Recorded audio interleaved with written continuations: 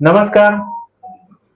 जनता विकास मंडळ पंचवार्षिक निवडणूक कार्यक्रम जाहीर झाला आणि त्याच्यानंतर आपल्या राजुरी गावामध्ये त्या संस्थेच्या निवडणुकीसाठी 3 पॅनल जे ते सामोरे जात आहेत आणि प्रत्येक पॅनल आपापल्या पद्धतीने सध्या प्रचारामध्ये मग्न आहे.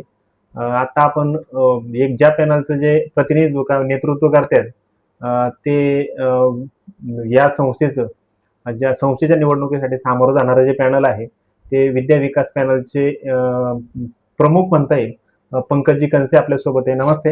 नमस्ते. आता जनता विकास मंडळ ही निवडणूक जी आहे आणि तुम्ही त्या माध्यमातून तुम्ही पॅनलचं नेतृत्व करताय, काय नेमकं ही निवडणुकीला सामोरं जायचा उद्देश का ही निवडणूक जे ती लढावी असं का वाटलं तुमच्या उमेदवारांना? सर्वप्रथम एक फक्त दुरुस्ती अशी करतो की जनता विकास मंडळाची ही जी निवडणूक आहे आणि आमचं जे पॅनल आहे विद्या विकास मंडळ याचं नेतृत्व आदरणीय दीपक शेडावटी साहेब करत आहेत. त्यांच्या नेतृत्वाखाली आम्ही त्यांच्या मार्गदर्शनाखाली खऱ्या अर्थाने आता पॅनल तयार आहे. आणि ही निवडणुकीला सामोरे जात असताना प्रत्येकाची स्वतःहून इच्छा होती की आम्हाला आमच्या ज्ञानाचा उपयोग त्या शैक्षणिक संस्थेच्या उपयोगासाठी आला पाहिजे. मग युनिटी फाउंडेशनचं कार्य असेल किंवा मुंबईकर पुणेकर मंडळी असतील, या सगळ्या मंडळींचं याच्यामध्ये योगदान होतं. अगदी सर्व उच्च शिक्षित असणारे आपले उमेदवार आहेत. कैलास पाटील आवटी देखील आहेत, गौरवजी घंगळे आहेत, आमचे सुरेश कंसे आहेत सरपंच, महेश कदम आहेत, मंगेश आवटी हे देखील BA असून दुग्ध व्यवसाय करतायत, संतोषजी डोंबरे आहेत त्याच्यामध्ये, ते स्वतः एक चांगले उच्च शिक्षित तरुण आहेत. आणि सचिन काळे जे आहेत ते D फार्मसी झालेले. प्रत्येक उमेदवार आपापल्या परीनं एकदम सक्षम उमेदवार असल्या कारणानं या सर्वांची तीव्र इच्छा होती की आम्हाला त्या ठिकाणी संधी मिळावी. परंतु हा निवडणूक बिनविरोध होणं आणि न होणं हा माझ्यासारख्या छोट्या कार्यकर्त्याचा विषय नव्हता. ज्यांना बिनविरोध जर निवडणूक करायची होती तर त्या ठिकाणी फॉर्मच भरायचे नव्हते. जर तुम्ही गावचे समजा आपल्या सगळ्यांचे नेते असणारे आदरणीय दीपक शेडावटी, तुम्ही यांना सांगूनच 11च फॉर्म भरायला पाहिजे होते. मग तुम्ही सगळ्यांनी 39 फॉर्म भरले आणि म्हणजे त्याचा अर्थ असा होता की तुम्हाला निवडणूक प्रक्रियेला सामोरं जायचे, म्हणून तुम्ही ती सगळी प्रक्रिया राबवली. आणि नंतर फक्त दोषारोप करण्यात काय अर्थ नाही की बिनविरोध करायचं होतं किंवा हे करायचं होतं, त्याला कुठलाही अर्थ राहत नाही. शेवटी निवडणुकीच्या माध्यमातून ही आज शाळेला नवसंजीवनी देण्यासाठी, संस्थेला नवसंजीवनी देण्यासाठी या सर्व तरुण मंडळींची त्यांच्या विचारांची गरज आहे असं आमचं ठाम मत आहे. याच्यामध्ये तुम्ही जे म्हटले का बाबा ही निवडणूक जी आहे ते बिनविरोध करण्याचा प्रयत्न, परंतु समोर जे आहेत का त्यांचं म्हणणं आहे म्हणजे अनेक मागच्या बाईटच्या माध्यमातून आम्ही सातत्याने ती निवडणूक बिनविरोध व्हावी, त्या शाळेच्या प्रांगणामध्ये ज्या दिवशी शेवटचा दिवस होता माघारीचा त्या दिवशी थांबलेलो होतो, पण आमच्या फोनला त्याच्यामध्ये दुरुस्त अशी आहे की माघारीच्या दिवसाला कोणी थांबलेलं नाही. चिन्ह वाटपाचा जो काही विषय त्या दिवसाला त्यांनी तो सगळा काही प्रकार करण्याचा प्रयत्न केलेला आहे. आणि बिनविरोध व्हा कोणासाठी व्हा, आमच्या चौघांसाठी व्हा असं नाही. असं काही तुम्हाला ऑफर होती का बाबा याच्यासाठी व्हा किंवा त्याच्यासाठी? ऑफर येण्याचा प्रश्नच नाही ना. हे सुरुवातीला त्यांनी करायला पाहिजे होतं ना. निवडणूक प्रक्रिया झाल्यावरती दीपक शेडावटी यांना जर तुमची इच्छा आहे त्यांच्याकडनं बिनविरोध व्हायला पाहिजे होतं तर तुम्ही त्यांनाच सांगायला होतं की आम्ही 11 जण फॉर्म भरतो. तुम्ही जे सांगाल 11 जण ते आम्ही 11 जण फॉर्म भरतो. आता सर्वात अगोदर सुरुवातीला प्रचाराची सुरुवात कोणी केलेली आहे? समोरच्या मंडळींनीच केली ना. म्हणजे ते सगळं निवडणुकीच्या तयारीत होते. फक्त हा एक निवडणुकीचा अजेंडा ज्यांनी असं लोकांना दाखवलं की आम्हाला बिनविरोध हवी होती, पण काही कारणानं यश आलं नाही. परंतु सगळ्यात आघाडीवरती प्रचाराला तेच होते. म्हणजे सर्व तयारी त्यांची झाल्याशिवाय नाही ना. जाऊ दे, आता निवडणूक तर लागलेलीच आहे. तुम्ही अगदी तिरंगी लढतीमध्ये तुम्ही तुमचे उमेदवार जे आहेत ते पॅनलचे प्रचार करतायत किंवा नाही म्हटलं तर मतदारसंघात पोहोचत आहेत.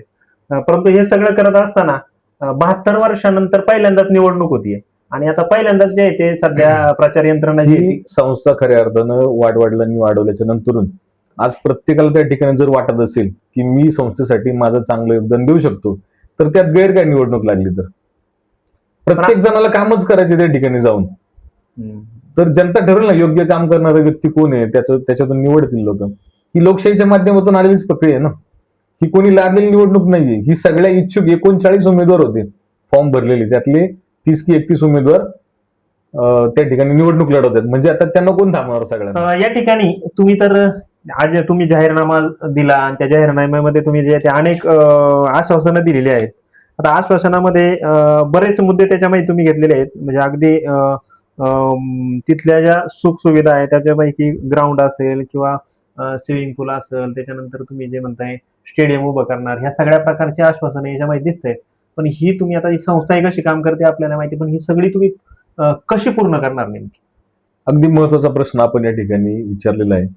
मी आपल्या सगळ्यांना परिचित आहे, ज्ञात आहे की जिल्हा परिषदेच्या निवडणुकीमध्ये माझी पत्नी स्मिता कंसे यांना जनतेने प्रचंड बहुमताने विजय केलं आणि जिल्हा परिषदेमध्ये त्यांना शिक्षण आणि क्रीडा समितीची जबाबदारी मिळालेली आहे. मग हे करत असताना क्रीडा विभागाच्या मार्फत असेल, जिल्हा परिषदच्या माध्यमातून असेल आणि तालुक्याचे आमदार देखील साथीला आहेतच निधी मिळवण्यासाठी. तर मग मला एक सगळ्यांना आवर्जून सांगायचं की जनता विकास मंडळाला शासनाचा निधी 1 रुपया मिळू शकत नाही. मग हे सगळं करायचं कसं, हा सगळ्यांच्या समोर उभा असलेला प्रश्न आहे. किंवा काही जणांचं म्हणणं असं की इथून पाठीमागच्या काळामध्ये ह्या सगळ्या सुखसुविधा आम्ही का उभं करू शकलो नाही. तर त्याचं उत्तर देखील माझ्याजवळ असं आहे की आपल्या शाळेच्या मैदानावरती ग्रामपंचायत मालकीची 80 ते 86 गुंठी जागा, इतकी मोठी जागा त्या ठिकाणी उपलब्ध आहे. आणि ग्रामपंचायतच्या जागेवरती केंद्र शासनापासून तर अगदी ग्रामपंचायतचा निधी, मग त्याच्यामध्ये जिल्हा परिषद सदस्य असेल, पंचायत समिती सदस्य असेल, विधानसभा सदस्य असेल, या सगळ्यांच्या माध्यमातून त्या ठिकाणी निधी खर्च करता येतो. मग त्या माध्यमातून आपण या 5 वर्षामध्ये मी तर आत्ताच मंजुरीला सगळी प्रकरण त्या ठिकाणी पाठवलेली आहेत. जिल्हा वार्षिक योजना असेल, डीपीडीसीच्या माध्यमातून असेल, त्या ठिकाणी आपण स्टेडियम उभारणार आहोत, इंडोर स्टेडियम. मग त्याच्यामध्ये क्रिकेट, कबड्डी, खो खो, त्याच्यानंतर शाळेतील विद्यार्थ्यांबरोबरच राजुरी गावातील, उंचकडक गावातील आम जनतेसाठी त्या ठिकाणी योगा क्लासेस होतील, धावण्याच्या स्पर्धा होतील किंवा शारीरिक ज्या व्यायामासाठीच्या ज्या काही गरजा त्या ठिकाणी पूर्ण करायच्या, ओपन जिमच्या वगैरे, ह्या सगळ्या त्या ठिकाणी पूर्ण करण्यासाठी जिल्हा परिषदेच्या माध्यमातून 100% निधी देण्याची जबाबदारी ही माझी आहे. आणि त्याच धोरणावरून आपण त्या ठिकाणी जाहीरनाम्यामध्ये म्हटलंय की क्रीडा संकुल चांगलं उभारणार आहोत. दुसरं त्याच्याबरोबर आपण एमपीएससी, यूपीएससी असेल किंवा स्पर्धा परीक्षेसाठी तयारी करायची असेल तर पुन्हा तोच प्रश्न, तो जागेचा. मग त्या ग्रामपंचायत जागेचा आपल्याला जर सोनं करायचं असेल तर त्या जागेवरती आपण शासनाच्या माध्यमातून जिल्हा वार्षिक योजनेतून 1 कोटी रुपयाचं सुसज्ज असं विद्यार्थ्यांसाठी आपण स्पर्धा परीक्षा केंद्र उभारणार आहोत. त्याच्यानंतर अजून विषय येतो की बससाठीचा. बस आल्यानं होणार काय की आपल्या भागातून जो गावठाणामध्ये आपली जवळपास शाळा आहे गावठाणच्या बाजूला, आणि बाजूला जवळपास 4 किलोमीटरचा अंदाज रेडियस आहे, इतक्या लांबून ह्या सगळ्या विद्यार्थ्यांना शाळेमध्ये यावं लागतं. आपण जिल्हा परिषदेच्या शाळेला त्याच बस देतोय, त्याचा उपयोग देखील या संस्थेसाठी होणार आहे. 2 बसची व्यवस्था ही झालेली आहे. मी निवडून आलेल्या पहिल्यांदाच सीओ साहेबांची भेट घेऊन ही मागणी केली होती. सीएसआर फंडाच्या माध्यमातून आपल्याला हे बस उपलब्ध होणार आहेत. आणि सीओ साहेबांनी आपल्या शाळेला भेट देखील त्या निमित्तानं दिली होती शाळेची पाहणी करण्याकरता. त्याच वेळेस त्यांनी देखील आपल्याला हा शब्द दिलेला आहे. मग आपण ज्यावेळेस बस उपलब्ध ह्या विद्यार्थ्यांसाठी करू त्यावेळेस देखील शाळेचा पट आणि गुणवत्ता ही वाढणार आहे.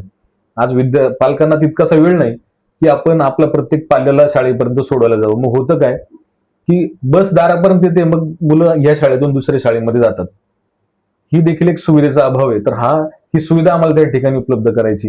या दिलेल्या संपूर्ण जाहीरनाम्याचं उत्तर आमच्याकडे आहे आणि येत्या 5 वर्षामध्ये ही सगळी जवळपास याच्यामध्ये जे काही आम्ही मुद्दे मांडलेले आहेत, जे वचननामा जो लोकांना सांगितले, ते 100% आम्ही त्या ठिकाणी पूर्ण पार पाडणार. आपण शाळेसाठी महसूल जमा करण्याचं आपलं उद्दिष्ट आहे.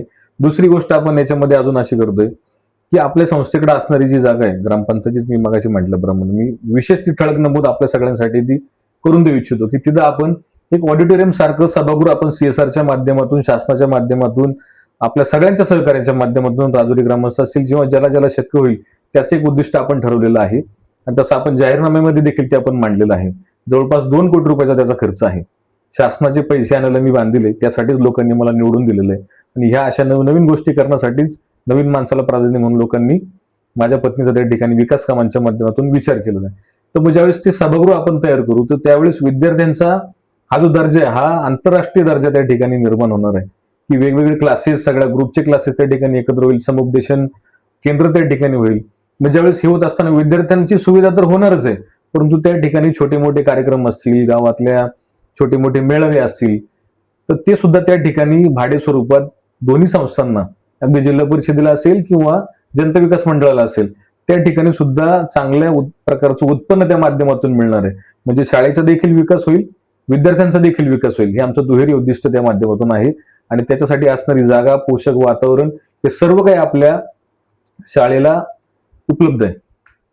ही संस्था उभारताना ज्यांनी खऱ्या अर्थानं जुन्या काळात अगदी प्रामाणिक भावनेनं ज्यांनी सभासद होण्याच्या माध्यमातून शाळेचा निधी उभारला, शाळेसाठी वेगवेगळे उपक्रम राबवण्यासाठी प्रयत्न केले आणि या शाळेचे असणारे हितचिंतक ग्रामस्थ असतील, जे सभासद देखील नाहीत, माझी त्या सगळ्यांना आग्रहाची आणि कळकळीची सगळ्यांना हात जोडून विनंती, जेवढे काही जाहीरनाम्यामध्ये मुद्दे आपण जे मांडलेले आहेत ते पूर्ण करण्यासाठी मी माझ्या पदाचा राजकीय उपयोग त्याच ठिकाणी निधी आणण्यासाठी मी स्वतः कटिबद्ध आहे, हा देखील मी शब्द आपल्या सगळ्यांना दिलेला आहे. म्हणून माझी आपल्या सर्वांना पुन्हा एकदा कळकळीची विनंती अशी राहणार आहे की या विद्या विकास पॅनलला आपण सगळ्यांनी भरघोस मतांनी सायकल चिन्ह समोर शिक्का मारून आपण सगळ्यांनी बहुमतांनी विजय करावं आणि शाळेच्या उज्ज्वल भविष्याकडे जे काय आम्ही सर्वांनी जे मिळून स्वप्न पाहिलेले ते स्वप्न पूर्ण होण्यासाठीचं बळ हे आपण सगळ्यांनी द्यावं अशी मी आपण सगळ्यांना पुन्हा एकदा विनंती करतो.